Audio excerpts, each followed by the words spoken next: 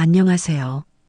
여러분의 사연 담긴 여러 이야기들을 들려드리고 있는 인생 수필관입니다. 오늘 들려드릴 이야기는 며느리의 휴대폰에서 제 이름을 본 날, 제 인생이 완전히 달라져 버린 이야기입니다. 평생 가족만 믿고 살았던 한 시어머니가 가장 가까운 사람에게서 가장 잔인한 평가를 마주한 순간의 기록이죠. 사랑이라 믿었던 배려가 관리였고 존중이라 여겼던 침묵이 이미 배제였다는 사실을 깨닫기까지 저는 너무 오랜 시간이 걸렸습니다. 이 이야기는 제가 직접 겪은 일이 아니라 오랫동안 알고 지내던 분에게서 들은 제보를 바탕으로 정리한 이야기입니다. 하지만 이야기를 듣는 내내 마치 제 일처럼 가슴이 조여왔고 지금 이 이야기를 듣고 계신 여러분 중 누군가는 분명 저와 같은 마음이실 거라 생각합니다. 마지막 반전까지 숨막히는 이야기를 끝까지 들어보세요. 구독과 좋아요, 알림 설정은 영상 제작에 큰 힘이 됩니다. 자, 그럼 오늘의 사연 함께 들어보시죠. 저는 이순덕 여사님과 같은 동네에 살고 있는 사람입니다. 여사님은 올해 70이 넘으셨고 오래전 남편을 먼저 보내신 뒤 혼자 지내고 계셨습니다. 젊은 시절에는 남편과 함께 작은 상가를 운영하며 쉼없이 살아오신 분이었고 아이 하나만은 제대로 키워야겠다는 생각으로 허리 한번 펴지 않고 살았다고 늘 말씀하시던 분이었습니다. 아들은 번듯한 직장을 다니고 있었고 며느리도 반듯해 보였습니다. 겉으로 보기엔 여사님은 남부럽지 않은 노후를 보내는 분처럼 보였죠. 여사님의 하루는 늘 비슷했습니다. 아침 일찍 일어나 텔레비전을 켜고 뉴스와 아침 드라마를 번갈아 보며 하루를 시작하셨습니다. 점심 무렵이면 근처 시장에 들러 반찬거리를 사고 저녁에는 손주가 좋아한다며 과일을 챙겨두셨습니다. 몸이 불편해도 병원에 자주 가는 걸 꺼려 하셨고 대신 며느리가 챙겨주는 영양제는 꼬박꼬박 드셨습니다. 며느리가 나 생각해서 고른 거야. 그 말이 여사님 입에서는 늘 자랑처럼 흘러나왔습니다. 며느리는 자주 여사님의 집에 들렀습니다. 약속이라도 한 듯 항상 같은 시간에 방문했고 집안 여기저기를 살피며 필요한 걸 체크했습니다.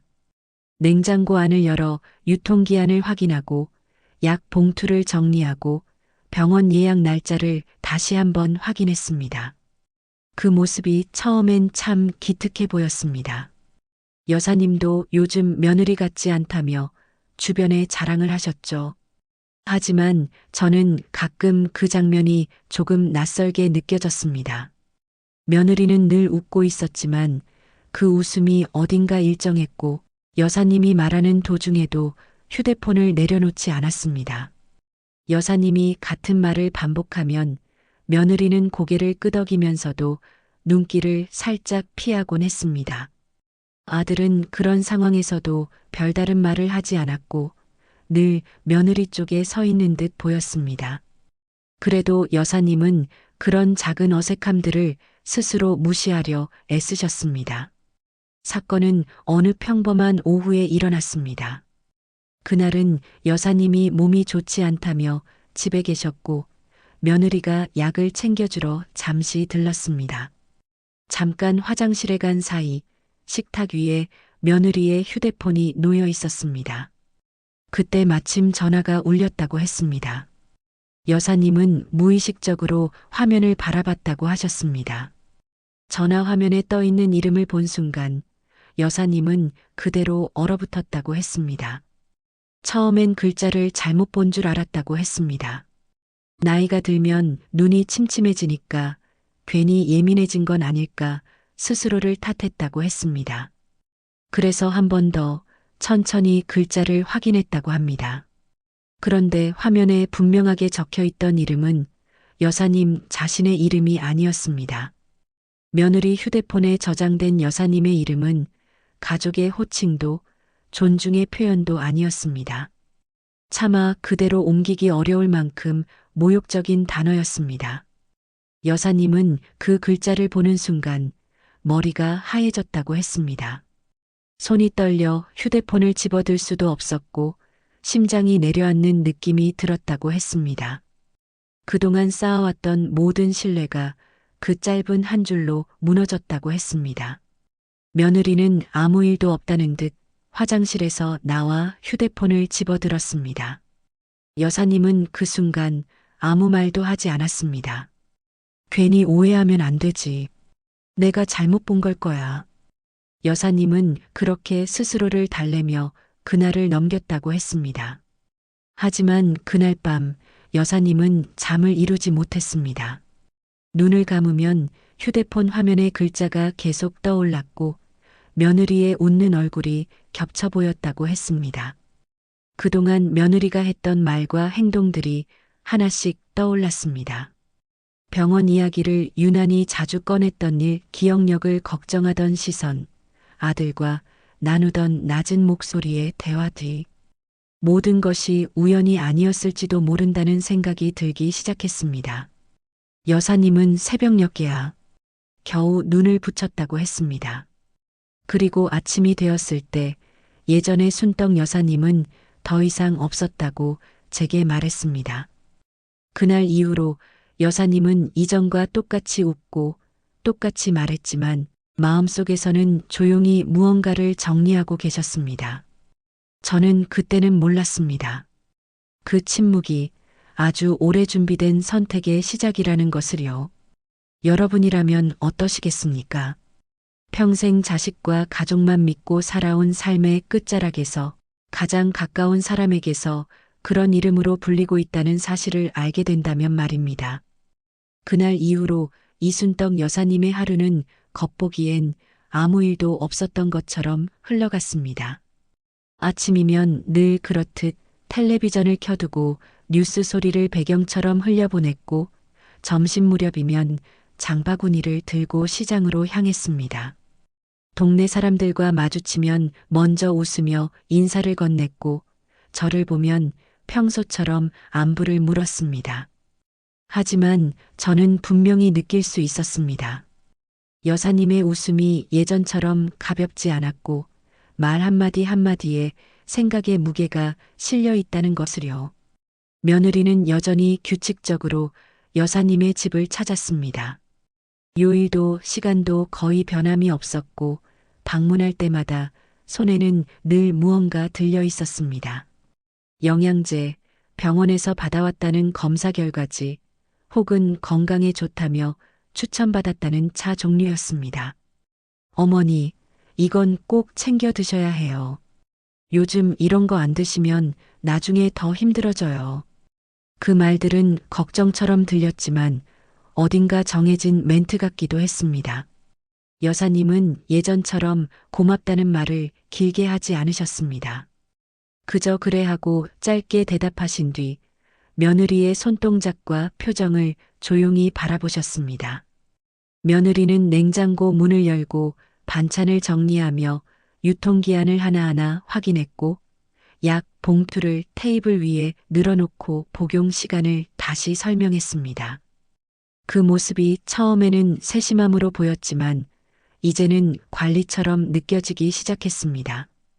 여사님은 그 차이를 마음속에서 분명히 구분하고 계셨습니다. 아들도 그 자리에 함께 있었습니다.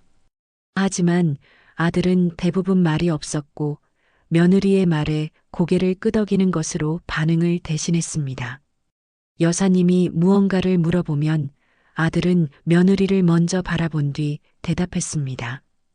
그 사소한 시선 하나가 여사님의 마음을 가장 깊게 찔렀다고 했습니다. 자식에게서 느껴지는 거리감은 며느리의 말보다 더 아프게 다가왔다고요. 어느 날 며느리는 병원 이야기를 조금 더 구체적으로 꺼냈습니다. 최근 노인성 질환 검진이 중요하다며 기억력 검사와 정밀 검사를 함께 받아보는 게 좋겠다고 했습니다. 어머니, 요즘 같은 세상엔 미리미리 확인하는 게 좋아요. 여사님은 그 말을 듣고 잠시 멈칫하셨습니다. 그리고 조용히 이렇게 말씀하셨습니다. 나는 아직 혼자 다니는데 불편한 것도 없고 기억이 안 나는 것도 없어. 그 순간 며느리의 표정이 아주 짧은 순간 굳어졌다고 했습니다. 눈가의 웃음이 사라지고 입꼬리가 굳은 채로 잠시 말을 고르는 모습이 보였다고 했습니다. 아들은 그 장면을 보지 못한 듯 스마트폰 화면만 보고 있었습니다. 그날 이후로 여사님은 확신하게 되었다고 했습니다. 그 이름 하나가 우연이 아니었다는 것을요. 며느리가 돌아간 뒤 여사님은 집안을 천천히 둘러보셨습니다. 벽에 걸린 오래된 가족 사진, 손주가 그려준 그림, 남편의 사진이 놓인 장식장. 그 모든 것들이 여전히 제자리에 있었지만 여사님 마음속에서는 이미 균열이 시작되고 있었습니다. 여사님은 그날 처음으로 서랍 깊숙이 넣어두었던 서류 봉투를 꺼내셨습니다. 아무에게도 보여주지 않았던 자신의 삶이 고스란히 담긴 봉투였습니다. 봉투 안에는 오래전 남편과 함께 정리해 두었던 재산 관련 서류들이 들어 있었습니다. 상가 임대 계약서, 은행 통장 사본, 보험 증서, 그리고 몇 해 전 작성해 두었던 유언장 사본까지. 여사님은 하나하나 꺼내어 테이블 위에 펼쳐놓고 천천히 읽어내려갔습니다. 글자가 흐릿하면 돋보기를 꺼내 다시 확인했고 이해되지 않는 부분은 메모지에 적어두셨습니다. 그 모습은 누군가에게 의존하던 노인의 모습이 아니라 다시 주도권을 되찾으려는 사람의 모습이었습니다. 이걸 다 내가 했던 거잖아.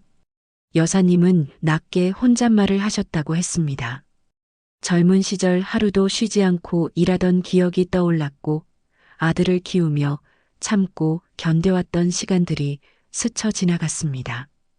그 모든 시간이 이제 와서 판단 능력 부족이라는 말로 정리될 수 있다는 생각이 들자 가슴 깊은 곳에서 분노가 올라왔다고 했습니다. 하지만 여사님은 그 분노를 밖으로 드러내지 않으셨습니다.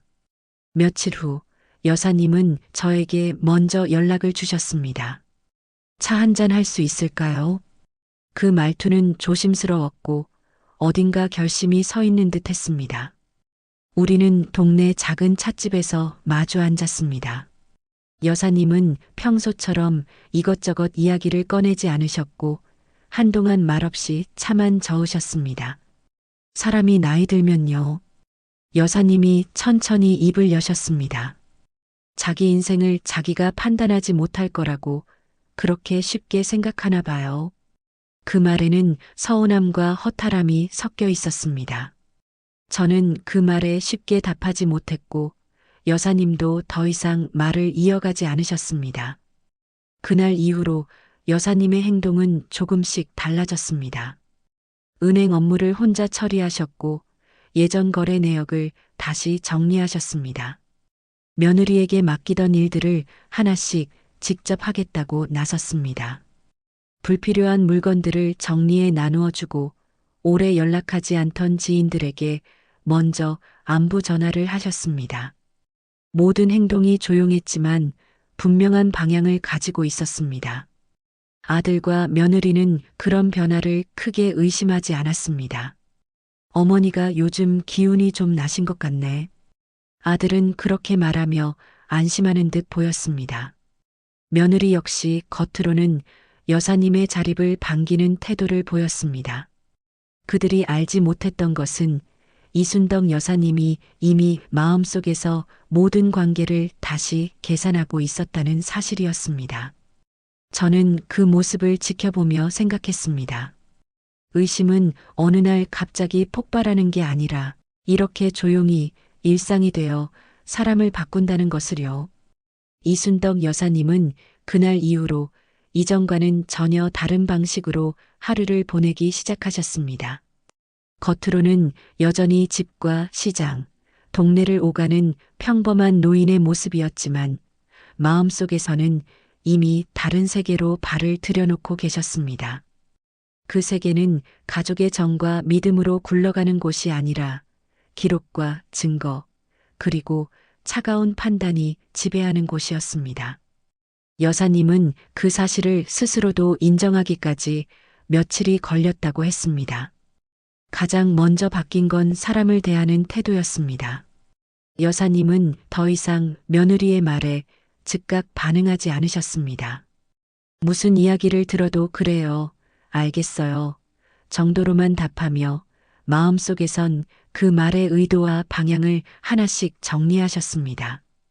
그 모습이 오히려 며느리를 안심시켰다고 했습니다. 며느리는 여사님이 예전처럼 순응하고 있다고 생각한 듯 보였습니다. 며느리는 여전히 건강 이야기를 자주 꺼냈습니다. 어디서 들었다며 노인성 우울증 이야기, 기억력 저하 사례를 조심스럽게 덧붙였습니다. 어머니 또래분들 중에 본인은 멀쩡하다고 생각하다가 나중에 큰일 나는 경우도 많대요. 그 말은 조언처럼 들렸지만 여사님 귀에는 경고처럼 박혔다고 했습니다. 여사님은 그 말을 들을 때마다 며느리 휴대폰 속 그 이름이 함께 떠올랐다고 했습니다. 아들은 여전히 며느리의 말에 동의하는 쪽이었습니다. 어머니 앞에서는 말수가 적었고 중요한 결정은 늘 아내와 먼저 상의했습니다. 여사님이 무언가를 제안하면 아들은 잠시 생각하는 척하다가 이렇게 말하곤 했습니다. 그건 서연이랑 한 번 더 얘기해 볼게요. 그 말은 여사님에게 분명한 선을 그어주는 말처럼 느껴졌습니다. 여사님은 그제야 깨달았다고 했습니다. 자신은 이미 가족 안에서 결정권자가 아니라 관리 대상이 되어 있었다는 사실을요. 그 깨달음은 눈물보다 먼저 분노를 불러왔고 분노보다 먼저 차가운 정신을 만들었습니다. 여사님은 감정으로 맞서면 안 된다는 걸 본능적으로 알았습니다. 이 세계에서는 감정이 가장 먼저 이용당한다는 것도요.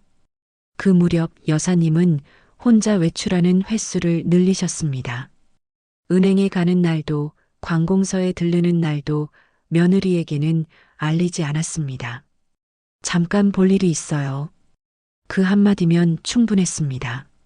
며느리도 굳이 이유를 묻지 않았고 아들도 깊이 신경 쓰지 않았습니다. 여사님이 처음 찾아간 곳은 오래전부터 거래하던 은행 지점이었습니다. 젊은 시절부터 얼굴을 알고 지내던 직원은 여사님을 반갑게 맞았습니다. 어머님, 오랜만이에요.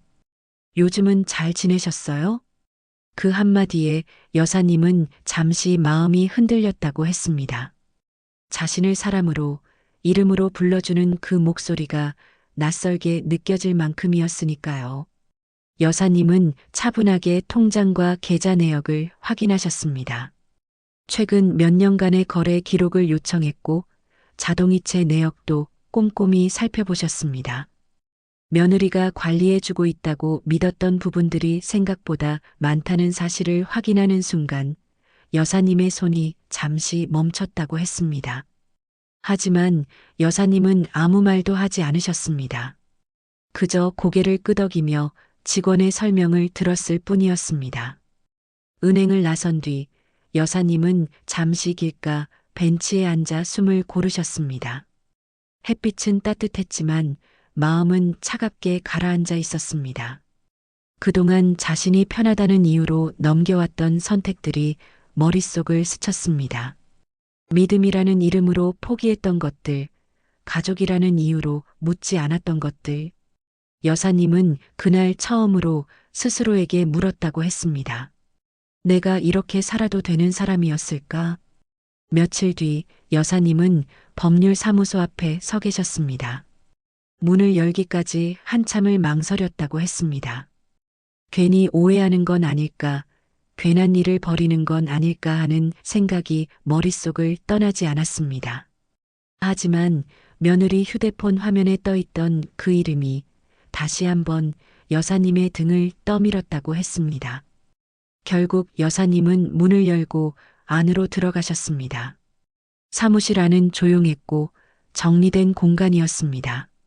여사님은 변호사 앞에 앉아 자신의 상황을 차분히 설명하셨습니다. 가족관계, 재산 상태, 그리고 최근 느끼고 있는 불안까지. 변호사는 여사님의 말을 끊지 않고 끝까지 들었습니다. 그리고 이렇게 말했습니다. 어머님, 지금 말씀하신 것만으로도 충분히 본인의 의사를 정리하실 수 있는 상태세요. 그 말은 여사님에게 큰 의미로 다가왔다고 했습니다. 누군가는 아직 자신을 판단할 수 있는 사람으로 보고 있다는 사실. 그 사실 하나만으로도 여사님은 조금 숨을 쉴 수 있었다고 했습니다. 변호사는 유언장과 재산 관리에 대해 차분히 설명했고 선택지는 여사님 손에 있다고 분명히 말했습니다. 그날 여사님은 아무 결정도 내리지 않고 사무실을 나섰습니다. 집으로 돌아오는 길 여사님은 이상하게도 마음이 가벼워졌다고 했습니다. 아직 아무것도 바뀌지 않았지만 적어도 도망치지 않고 마주했다는 느낌이 들었기 때문입니다. 여사님은 그날 저녁 며느리와 아들이 함께 있는 자리에서 평소와 다름없이 웃었습니다. 그 모습에 며느리는 안도한 듯 보였고 아들도 아무 의심 없이 하루를 마무리했습니다. 하지만 그 평온은 이미 껍데기에 불과했습니다.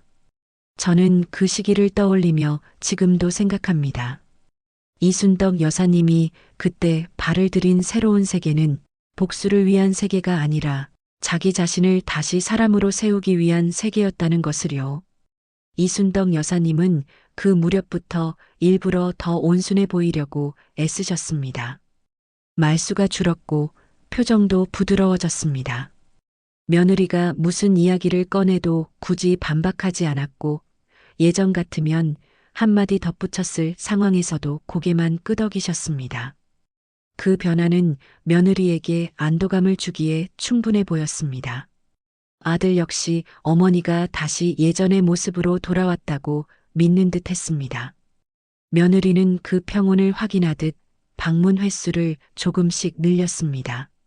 집안을 둘러보는 눈빛은 여전히 바빴고 냉장고와 약 봉투를 점검하는 손놀림은 변함이 없었습니다. 어머니, 요즘은 얼굴이 좋아 보이세요. 마음 편해지셔서 그런가 봐요. 그 말은 칭찬처럼 들렸지만 여사님은 그 안에 섞인 안심의 기색을 느끼셨다고 했습니다. 아들은 여전히 옆에서 말을 아꼈습니다. 며느리와 어머니가 나누는 대화를 중재하기보다는 상황을 지켜보는 쪽에 가까웠습니다. 여사님이 무슨 말을 하든 아들은 늘 같은 말로 대답했습니다. 그건 서연이 말이 맞는 것 같아요. 그 문장은 여사님에게 점점 익숙해졌고 그만큼 마음은 멀어졌습니다. 며느리는 어느 날 아주 자연스럽게 화제를 돌렸습니다. 날씨 이야기, 손주 이야기, 병원 이야기로 이어지던 대화 끝에 재산 이야기가 흘러나왔습니다. 어머니, 요즘은 미리미리 정리해두는 분들이 많대요. 나중에 갑자기 일이 생기면 가족들끼리 괜히 힘들어질 수도 있고요. 그 말은 조심스러웠고 준비된 말처럼 매끄러웠습니다. 여사님은 잠시 찻잔을 내려다보며 아무 말도 하지 않으셨습니다. 며느리는 그 침묵을 불안해하지 않았습니다. 오히려 여사님이 생각 중이라고 받아들인 듯 조금 더 말을 이어갔습니다. 어머니가 아직 정신 또렷하실 때 정리해 두시면 다들 마음이 편하잖아요. 그 문장을 듣는 순간 여사님의 마음속에서는 오래 묵혀두었던 감정이 조용히 고개를 들었습니다. 그래, 내 말도 일리가 있겠지. 여사님은 그렇게 답하셨습니다. 그 말에 며느리의 얼굴이 눈에 띄게 밝아졌고 아들도 고개를 끄덕였습니다. 어머니도 이제 좀 쉬셔야죠. 그 순간 여사님은 자신이 이미 쉬어야 할 사람으로 분류되었다는 사실을 분명히 느끼셨다고 했습니다. 그날 밤 집안은 유난히 조용했습니다. 여사님은 텔레비전도 켜지 않은 채 거실에 앉아 계셨습니다. 불을 끄고 어둠 속에 앉아 있자 낮 동안 들었던 말들이 하나씩 떠올랐습니다. 며느리의 부드러운 말투, 아들의 무심한 동의, 그리고 그 모든 장면에서 빠져있던 자신의 의지. 여사님은 그제야 분명히 알게 되셨습니다. 지금 이 집에서 자신의 의견은 더 이상 중요한 요소가 아니라는 것을요. 다음 날 아침 여사님은 평소보다 일찍 집을 나섰습니다. 며느리에게도 아들에게도 알리지 않은 외출이었습니다. 버스를 타고 법률사무소로 향하는 동안 여사님의 표정은 굳어 있었지만 흔들리지는 않았습니다. 이번에는 망설이지 않고 문을 열고 들어가셨다고 했습니다. 이미 마음속에서 결론이 어느 정도 내려진 상태였기 때문입니다. 변호사는 여사님을 기억하고 있었습니다. 지난번보다 더 차분한 얼굴로 자리에 앉은 여사님을 보며 변호사는 조심스럽게 말을 꺼냈습니다. 여사님은 가족관계와 최근의 대화를 하나하나 정리해서 설명하셨습니다. 감정을 앞세우지 않았고 사실 위주로 말했습니다. 그 모습은 누군가의 보호가 필요한 노인의 모습이 아니었다고 변호사는 말했습니다. 어머님, 지금 상황에서는 기록을 남겨두는 게 중요합니다. 변호사의 말에 여사님은 고개를 끄덕이셨습니다. 판단 능력에 문제가 없다는 점을 객관적으로 증명해 두는 것이 필요하다는 설명이 이어졌습니다.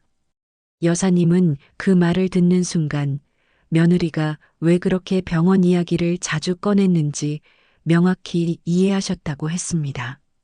그 모든 준비가 우연이 아니었음을요. 여사님은 그날 바로 병원 예약을 잡았습니다. 이번에는 며느리의 도움도 아들의 동행도 필요 없었습니다. 혼자 버스를 타고 병원에 가는 길은 오래전 처음 사업자 등록을 하러 가던 날처럼 긴장되었다고 했습니다. 병원에서는 여러 검사가 진행되었고 여사님은 질문 하나하나에 또박또박 답했습니다. 자신의 나이와 주소, 가족관계, 재산관리 방식까지 설명하는 동안 여사님은 이상하리만큼 침착했습니다. 검사가 끝난 뒤 의사는 분명하게 말했습니다. 현재 인지 기능과 판단 능력에는 문제가 없으며 일상생활을 독립적으로 유지할 수 있다는 소견이었습니다. 그 말을 듣는 순간 여사님의 가슴속에 쌓여있던 무언가가 조금은 내려앉았다고 했습니다. 억울함이 사라졌다기보다는 스스로를 증명해냈다는 안도감에 가까웠습니다. 여사님은 그 결과지를 가방 깊숙이 넣으며 누구에게도 먼저 보여주지 않겠다고 마음먹으셨습니다. 집으로 돌아온 여사님은 평소와 다름없이 저녁을 준비하셨습니다. 아들과 며느리가 함께 들렀지만 병원에 다녀왔다는 이야기는 꺼내지 않으셨습니다. 어머니, 오늘 하루 어땠어요? 며느리가 묻자 여사님은 잠시 생각한 뒤 대답하셨습니다. 그냥 평소랑 같았지. 그 말은 거짓이 아니었습니다.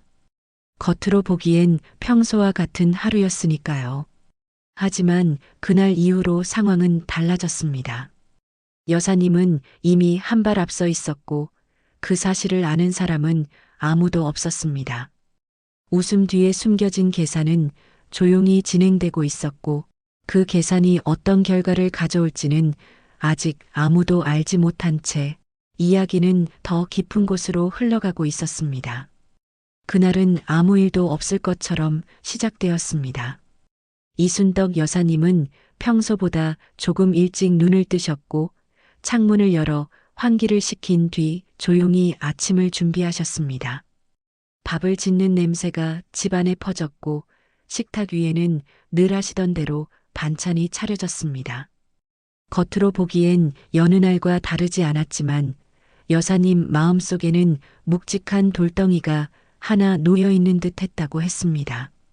그날은 며느리와 아들이 함께 오기로 되어 있었기 때문입니다. 며느리는 평소보다 밝은 얼굴로 집에 들어섰습니다. 손에는 과일 상자가 들려 있었고 말투도 유난히 부드러웠습니다. 어머니, 요즘 컨디션 좋아 보이세요. 얼굴에 혈색도 돌고요. 그 말에 여사님은 그저 웃으며 고개를 끄덕이셨습니다. 아들도 그날은 말수가 조금 늘어 있었습니다. 회사에서 있었던 이야기를 짧게 전했고 손주 이야기로 분위기를 띄우려 했습니다. 식탁 위에는 오랜만에 웃음이 오갔고 겉으로 보기엔 정말 화목한 가족의 모습이었습니다.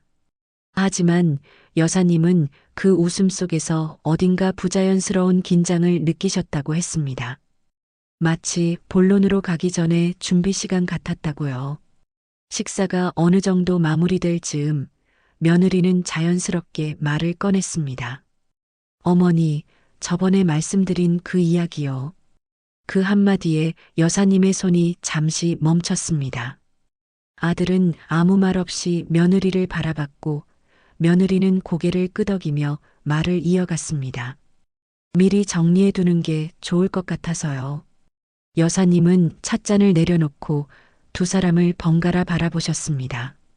그 시선에는 놀라움도 분노도 드러나지 않았습니다. 오히려 아주 차분해 보였다고 저는 들었습니다. 무슨 정리 말이니? 여사님의 말에 며느리는 잠시 숨을 고른 뒤 준비된 말을 꺼냈습니다. 재산 관리에 대한 이야기였습니다. 통장과 부동산, 각종 서류를 한 번에 정리해 두면 서로 편하다는 이야기였습니다. 며느리는 어디서 들었다며 노후에는 판단이 흐려질 수 있으니 미리 대비하는 게 좋다고 말했습니다. 그 말이 끝나기도 전에 아들은 덧붙였습니다. 어머니, 서연이 말이 틀린 건 아니에요. 그 순간 여사님의 가슴 속에서 무언가가 크게 내려앉았다고 했습니다. 지금까지 마음속으로만 준비해 오던 상황이 마침내 눈앞에 드러난 순간이었기 때문입니다. 여사님은 잠시 말을 잇지 않으셨습니다. 그 침묵이 길어지자 며느리는 말을 바꿨습니다. 어머니를 위해서 하는 말이에요. 여사님은 그 말을 듣고 천천히 숨을 내쉬셨습니다. 그리고 아주 조용히 그러나 분명하게 말씀하셨습니다. 나를 위해서라면 왜 나한테는 묻지 않니? 그 한마디에 식탁 위 공기가 순식간에 바뀌었다고 했습니다. 며느리는 당황한 표정을 숨기지 못했고 아들은 시선을 피했습니다. 어머니, 그런 뜻은 아니고요. 며느리는 급히 말을 이어갔습니다. 괜히 나중에 문제가 생길까봐 미리 정리해 두자는 거예요. 그 말 속에는 서두름이 묻어 있었고 여사님은 그 서두름이 우연이 아니라는 걸 느끼셨습니다. 이미 모든 준비가 끝난 사람의 말투였기 때문입니다. 여사님은 그날 처음으로 식탁에서 자리를 박차고 일어나셨습니다. 내가 아직 멀쩡한데. 그 말은 크지 않았지만 집안을 울릴 만큼 무거웠습니다. 내 인생을 내가 정리할 힘도 없을 것처럼 말하지 마라. 그 말을 남기고 여사님은 방으로 들어가셨습니다. 방 안에서 여사님은 문을 닫고 한참을 서 계셨다고 했습니다. 손이 떨렸고 가슴이 답답해 숨이 잘 쉬어지지 않았다고 했습니다. 가족이라고 믿었던 사람들이 이미 자신을 정리 대상 목록에 올려두었다는 사실이 그제야 온몸으로 와 닿았다고 했습니다. 그동안 애써 참고 넘겼던 의심들이 한꺼번에 터져 나왔습니다. 여사님은 그날을 나중에 이렇게 표현하셨습니다. 그날은 내가 가족에게서 완전히 밀려난 날이었어. 거실에서는 며느리와 아들이 낮은 목소리로 대화를 나누고 있었습니다. 여사님은 방 안에서 그 소리를 또렷하게 들으셨다고 했습니다. 자신의 이름이 오르내리고 병원 이야기와 서류 이야기가 섞여 나왔다고 했습니다. 그 소리를 듣는 순간 여사님의 마음속에서는 마지막 줄이 그어졌습니다. 더 이상 미루지 않겠다는 결심이었습니다. 며느리와 아들이 돌아간 뒤 집안은 믿을 수 없을 만큼 조용해졌습니다. 여사님은 다시 거실로 나와 식탁에 앉으셨습니다. 식탁 위에는 아직 치우지 않은 그릇들이 놓여 있었고 식은 차가 그대로 남아 있었습니다. 여사님은 그 자리에 앉아 한참을 움직이지 않으셨습니다. 그날의 장면을 하나하나 되짚으며 머릿속에서 모든 것을 정리하고 계셨습니다. 그날 밤 여사님은 저에게 전화를 주셨습니다. 목소리는 차분했지만 이전과는 분명히 달랐습니다. 이제는 더 이상 미룰 수 없겠어요. 그 한마디에 저는 그날 무슨 일이 있었는지 묻지 않아도 알 수 있었습니다. 여사님에게 있어 그날은 더 이상 물러설 곳이 사라진 날이었기 때문입니다. 모든 것이 무너졌다고 느낀 바로 그 순간 이순덕 여사님은 오히려 가장 단단해지고 있었습니다. 그날 이후 이순덕 여사님의 하루는 이전과 완전히 달라졌습니다. 집안에 머무는 시간은 줄었고 밖으로 나가는 시간이 늘어났습니다. 겉으로 보기엔 평소보다 더 바빠진 노인의 모습이었지만 실은 마음속에서 무언가를 단단히 붙잡고 움직이고 계셨습니다. 그날 식탁에서의 대화가 여사님에게 남긴 흔적은 깊었고 쉽게 아물 기미가 보이지 않았습니다. 하지만 그 상처는 여사님을 무너뜨리기보다는 오히려 더 또렷하게 만들고 있었습니다. 여사님은 그날 밤 거의 잠을 이루지 못하셨다고 했습니다. 눈을 감으면 며느리의 말투와 아들의 표정이 번갈아 떠올랐습니다. 어머니를 위해서요. 그 말이 머릿속에서 계속 맴돌았고 그 말 뒤에 숨겨진 뜻이 무엇인지 여사님은 이제 너무도 분명히 알고 계셨습니다. 누군가를 위해서라는 말이 그 사람의 의사를 묻지 않을 때 얼마나 잔인해질 수 있는지요. 여사님은 새벽녘에 자리에서 일어나 거실에 앉으셨습니다. 아무도 없는 집안에서 오래된 가족 사진들을 하나씩 꺼내어 바라보셨습니다. 젊은 시절 남편과 함께 찍은 사진, 아들이 초등학생이었을 때 찍은 사진, 손주가 태어난 날의 사진까지. 사진 속의 자신은 늘 누군가의 곁에 서 있었고 언제나 가족을 중심으로 웃고 있었습니다. 여사님은 그 사진들을 바라보다가 문득 이런 생각이 들었다고 했습니다. 그 안에서 나는 언제나 누군가의 엄마였지. 나 자신이었던 적은 있었을까? 그날 아침 여사님은 다시 병원을 찾으셨습니다. 며느리에게도 아들에게도 알리지 않은 방문이었습니다. 이번에는 검진이 아니라 의사와의 상담을 위해서였습니다. 여사님은 전날 있었던 일을 조심스럽게 설명했고 자신이 느끼는 불안과 분노, 그리고 억울함까지 솔직하게 털어놓으셨습니다. 의사는 여사님의 이야기를 끝까지 듣고 이렇게 말했습니다. 어머님, 지금 상태는 병이 아니라 상황에서 오는 스트레스에 가깝습니다. 그 말은 여사님에게 큰 위로가 되었다고 했습니다. 누군가가 자신의 감정을 문제로 보지 않고 상황의 결과로 이해해 준다는 사실만으로도 숨이 트였다고 했습니다. 의사는 여사님의 판단 능력과 정서 상태에 아무런 문제가 없다는 점을 다시 한번 분명히 했습니다. 그리고 필요하다면 공식적인 소견서를 다시 작성해 주겠다고 말했습니다. 여사님은 그 제안을 조용히 받아들이셨습니다. 병원을 나서며 여사님은 마음속으로 결심하셨다고 했습니다. 이제 더 이상 누군가의 평가에 자신을 맡기지 않겠다고요. 며느리가 붙여놓은 이름 하나로 흔들렸던 자신을 떠올리며 여사님은 스스로에게 다짐하셨습니다. 나는 아직 끝나지 않았다고. 내 인생은 아직 정리될 단계가 아니라고요. 그날 오후 여사님은 법률사무소를 다시 찾으셨습니다.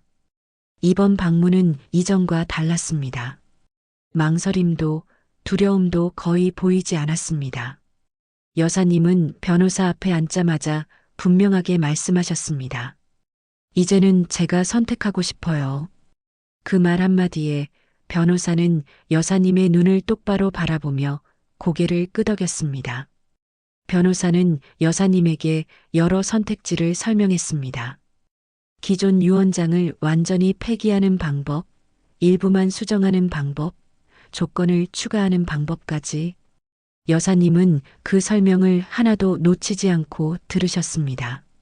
중간중간 질문을 던졌고 이해가 되지 않는 부분은 다시 설명해 달라고 요청하셨습니다. 그 모습은 누군가에게 의존하는 사람이 아니라 스스로의 삶을 책임지려는 사람의 모습이었습니다. 어머님, 이 모든 건 어머님이 원하시는 방향으로 가야 합니다. 변호사의 그 말에 여사님은 잠시 눈을 감으셨습니다. 그리고 천천히 숨을 내쉰 뒤 이렇게 말씀하셨다고 했습니다. 그럼요. 이제는 제 이름으로 남겨야죠. 그 순간 여사님은 처음으로 며느리 휴대폰 속에서 지워졌던 자신의 이름을 다시 스스로 불러낸 기분이었다고 했습니다. 집으로 돌아온 여사님은 그날 저녁 아주 간단한 식사를 하셨습니다. 평소보다 소박했지만 이상하게도 마음은 가벼웠다고 했습니다. 아들과 며느리에게서는 연락이 오지 않았습니다. 아마도 그날의 대화 이후 서로의 타이밍을 재고 있었을 겁니다. 여사님은 그 침묵이 오히려 편안하게 느껴졌다고 했습니다. 며칠 동안 여사님은 외부 사람들과의 연락을 조금씩 늘려나가셨습니다. 오래전부터 알고 지내던 지인, 예전 거래처 사람, 동네에서 신뢰하던 사람들과 차를 마시며 이야기를 나누셨습니다. 그 과정에서 여사님은 다시 한번 깨달으셨다고 했습니다. 자신의 삶이 결코 가족 하나로만 이루어져 있지 않다는 사실을요. 그리고 그 사실은 여사님에게 큰 힘이 되었습니다. 저는 그 시기를 지켜보며 이런 생각을 했습니다. 사람이 가장 깊은 바닥까지 떨어졌다고 느끼는 순간, 비로소 자기 자신을 다시 붙잡게 된다는 것을요. 이순덕 여사님에게 이 상황은 무너진 뒤에 찾아온 패배의 시간이 아니라 다시 일어설 수 있다는 걸 스스로 확인한 시간이었다는 것을요. 그날은 비가 오지 않았지만 공기는 유난히 무거웠습니다. 이순덕 여사님은 약속 시간보다 조금 일찍 집을 나서셨고 옷차림도 평소보다 단정했습니다. 검은색 코트 안주머니에는 얇은 서류 봉투가 들어 있었고 손에는 오래 쓰던 가방이 들려 있었습니다. 여사님은 엘리베이터 안에서 거울을 한번 바라본 뒤 아무 말 없이 고개를 끄덕이셨습니다. 그 표정에는 두려움보다 결심이 더 많이 담겨 있었습니다. 법률사무소에는 이미 사람들이 모여 있었습니다. 아들과 며느리는 나란히 앉아 있었고 며느리는 핸드백을 꼭 끌어안은 채 주변을 살피고 있었습니다. 아들은 휴대폰을 만지작거리며 시간을 보내고 있었고 여사님이 들어오는 순간 고개를 들었습니다. 어머니. 아들은 짧게 인사를 건넸고 며느리는 억지로 미소를 지었습니다. 그 미소는 예전처럼 자연스럽지 않았습니다. 여사님은 아무 말 없이 자리에 앉으셨습니다. 변호사는 잠시 서류를 정리한 뒤 차분하게 말을 시작했습니다. 오늘 이 자리는 이순덕 여사님의 요청으로 마련된 자리이며 재산과 관련된 중요한 결정 사항을 공유하기 위한 자리라고 설명했습니다. 그 말이 끝나기도 전에 며느리는 한 발 앞서 고개를 끄덕였습니다. 마치 이미 내용을 알고 있다는 듯한 반응이었습니다. 여사님은 그 모습을 조용히 지켜보셨습니다. 며느리의 손이 미세하게 떨리고 있다는 것도 아들의 시선이 여사님을 피하고 있다는 것도 놓치지 않으셨습니다. 변호사는 준비해온 서류를 하나씩 꺼내며 설명을 이어갔습니다. 기존에 작성되어 있던 유언장은 폐기되었고 새로운 유언장이 준비되었다는 사실이 먼저 전달되었습니다.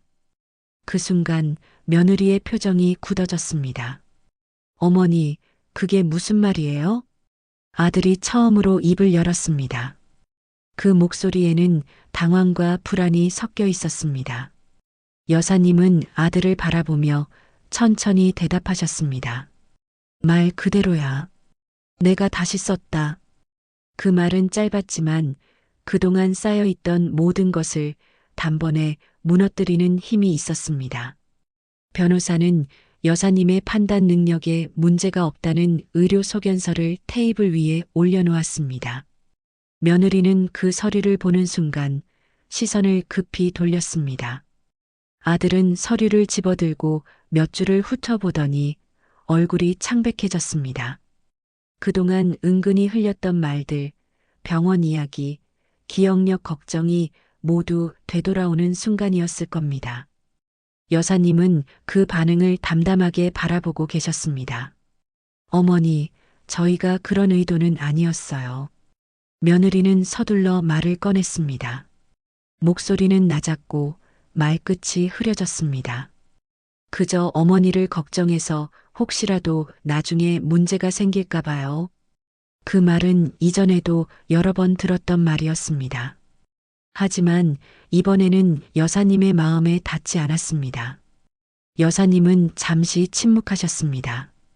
그 침묵이 길어질수록 며느리의 숨소리는 점점 거칠어졌습니다. 내가 묻고 싶은 게 하나 있다. 여사님은 천천히 말을 꺼내셨습니다. 나를 걱정했다면 왜 내 이름을 그렇게 저장했니? 그 말이 공기를 가르며 떨어졌을 때 방 안은 순식간에 얼어붙었습니다. 며느리는 얼굴이 하얗게 질렸습니다. 아들은 무슨 말인지 이해하지 못한 채 며느리를 바라봤습니다. 무슨 이름이요? 아들이 묻자 여사님은 고개를 끄덕였습니다. 내 휴대폰에 내가 어떤 이름으로 저장돼 있었는지. 여사님의 목소리는 떨리지 않았습니다. 며느리는 한동안 아무 말도 하지 못했습니다. 손끝이 가방을 더 세게 움켜쥐었고 시선은 바닥에 고정되어 있었습니다. 아들은 그제야 무언가를 깨달은 듯 며느리를 바라봤습니다. 서연아, 그게 무슨 말이야? 아들의 목소리에는 분노보다 혼란이 더 짙게 묻어 있었습니다. 여사님은 더 이상 말을 이어가지 않으셨습니다. 이미 충분히 말했기 때문입니다. 변호사는 상황을 정리하듯 다시 말을 이었습니다. 새 유언장에는 일부 재산이 사회단체에 기부되며 나머지 재산 역시 조건부로 관리된다는 내용이 담겨 있었습니다. 특정인이 일방적으로 관리하거나 처분할 수 없도록 하는 조항도 포함되어 있었습니다. 이게 다 무슨 뜻이에요? 아들이 물었지만 그 질문에는 힘이 없었습니다. 여사님은 아들을 바라보며 마지막으로 이렇게 말씀하셨습니다. 나는 아직 판단할 수 있는 사람이고 내 인생을 정리할 권리도 나에게 있다. 그 말은 꾸짖음도 복수도 아니었습니다. 그저 선언에 가까웠습니다. 며느리는 끝내 고개를 들지 못했습니다. 아들은 말없이 의자에 기대 앉아 있었고 손은 무릎 위에서 힘없이 떨어져 있었습니다. 변호사는 필요한 절차가 모두 마무리되었음을 알렸습니다. 그 순간 여사님은 자리에서 일어나셨습니다. 그 누구의 도움도 받지 않고 스스로의 힘으로였습니다. 사무실을 나서며 여사님은 잠시 멈춰 서셨습니다. 문 손잡이에 손을 얹은 채 뒤를 돌아보지도 않고 말씀하셨다고 했습니다. 나는 아직 끝난 사람이 아니다. 그 한마디는 그날 그 자리에 있던 모두에게 남겨진 말이었습니다. 밖으로 나오자 햇빛이 눈부셨습니다. 여사님은 잠시 눈을 가늘게 뜨고 하늘을 올려다보셨습니다. 저는 그 순간을 떠올리며 확신했습니다. 그날은 복수의 날이 아니라 이순덕 여사님이 자기 이름을 되찾은 날이었다는 것을요. 그날 이후로 이순덕 여사님의 집은 이전과는 다른 공기를 품고 있었습니다. 크게 달라진 가구도 새로 들인 물건도 없었지만 집안을 채우던 긴장감이 서서히 빠져나간 느낌이었습니다. 여사님은 아침마다 창문을 활짝 열고 환기를 시켰고 햇볕이 거실 바닥까지 들어오도록 커튼을 걷어두셨습니다. 그 모습은 예전과 같았지만 표정만큼은 분명히 달라져 있었습니다. 더 이상 눈치를 보지 않는 얼굴, 말끝을 흐리지 않는 태도였습니다. 아들과 며느리는 그날 이후 한동안 연락을 하지 않았습니다. 처음 며칠은 전화 한 통 없었고 메시지도 오지 않았습니다. 여사님은 그 침묵이 서운하지 않았다고 했습니다. 오히려 오래전부터 준비해왔던 정적처럼 느껴졌다고 했습니다. 그동안 너무 많은 말과 설명으로 자신을 증명하려 애써왔다는 사실을 그제야 깨달았기 때문입니다.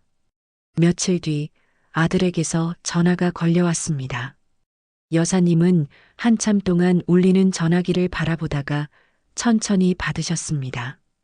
아들의 목소리는 이전보다 낮았고 조심스러웠습니다. 어머니 몸은 좀 괜찮으세요? 그 질문에는 걱정보다 거리감이 더 느껴졌습니다. 여사님은 잠시 생각한 뒤 짧게 대답하셨습니다. 괜찮다. 그 말에는 설명도 변명도 없었습니다. 아들은 더 말을 잇지 못했고 통화는 오래가지 않았습니다. 전화를 끊은 뒤 여사님은 한숨을 쉬지 않았습니다. 이제는 그런 감정에 휘둘리지 않아도 된다는 걸 알고 계셨기 때문입니다. 며느리는 그보다 한참 뒤에야 메시지를 보내왔습니다. 길게 적힌 문장이었지만 여사님은 처음 몇 줄만 읽고 더 이상 보지 않으셨습니다. 그 안에는 변명과 해명이 섞여 있었고 여전히 어머니를 위해서라는 말이 반복되고 있었습니다. 여사님은 그 말을 더 이상 해석하려 하지 않으셨습니다. 이미 충분히 들었고 충분히 이해했기 때문입니다. 그날 오후 여사님은 오랜만에 동네 친구들을 불러 집에서 차를 대접하셨습니다. 예전에는 손주 이야기나 며느리 이야기가 주를 이루던 자리였지만 그날은 달랐습니다. 여사님은 젊은 시절 장사를 하며 겪었던 이야기, 혼자 상가를 정리하던 시절의 일들을 꺼내셨습니다. 친구들은 놀란 표정으로 여사님의 말을 들었고 웃음도 자연스럽게 터져 나왔습니다. 그 자리에 있던 저는 분명히 느꼈습니다. 여사님이 다시 자신의 인생을 이야기의 중심에 놓고 있다는 것을요. 며칠 후 여사님은 기부를 약속했던 단체를 직접 찾아가셨습니다. 서류에 서명하는 자리에서도 여사님의 손은 떨리지 않았습니다. 담당자는 감사 인사를 건넸고 여사님은 고개를 끄덕이며 이렇게 말씀하셨다고 했습니다. 이건 남기기 위한 게 아니라 살아있는 동안 쓰기 위한 겁니다. 그 말은 여사님의 선택이 단순한 복수가 아니었음을 분명히 보여주고 있었습니다. 집으로 돌아온 여사님은 서랍 속에서 오래된 수첩 하나를 꺼내셨습니다. 젊은 시절부터 써내려간 메모들이 남아있는 수첩이었습니다. 그 안에는 가족의 일정, 장사 기록, 아들의 학비 계산 같은 것들이 빼곡히 적혀 있었습니다. 여사님은 빈 페이지를 펼쳐 오랜만에 자신의 이름을 또박또박 적으셨습니다. 누군가의 엄마나 시어머니가 아닌 한 사람의 이름으로였습니다. 이제는 이 이름으로 살 거야. 여사님은 혼잣말처럼 그렇게 중얼거리셨다고 했습니다. 그 말에는 분노도 원망도 남아있지 않았습니다. 오히려 담담함과 확신이 섞여 있었습니다. 자신이 어떤 사람인지, 어떤 삶을 살아왔는지를 이제는 스스로 정의할 수 있다는 확신이었습니다. 저는 이 이야기를 들으며 오래 생각했습니다. 사람을 가장 아프게 하는 건 폭언이나 폭력이 아니라 존재를 지워버리는 단 한 줄의 이름일지도 모른다는 생각이 들었습니다. 그리고 그 이름을 다시 되찾는 일은 누군가를 무너뜨리는 복수가 아니라 자기 자신을 다시 세우는 일이라는 것도요. 이순덕 여사님은 지금도 혼자 살고 계십니다. 여전히 시장에 다니고 텔레비전을 보며 하루를 시작합니다. 하지만 예전과 다른 점이 하나 있습니다. 누군가의 판단을 기다리지 않는다는 것, 그리고 자신의 이름을 누구보다 분명하게 알고 있다는 것입니다. 이 이야기를 전해 들은 여러분께 묻고 싶습니다. 만약 여러분의 이름이 어느 날 누군가의 휴대폰 속에서 전혀 다른 의미로 바뀌어 있다면 여러분은 그 이름을 다시 찾기 위해 어떤 선택을 하시겠습니까?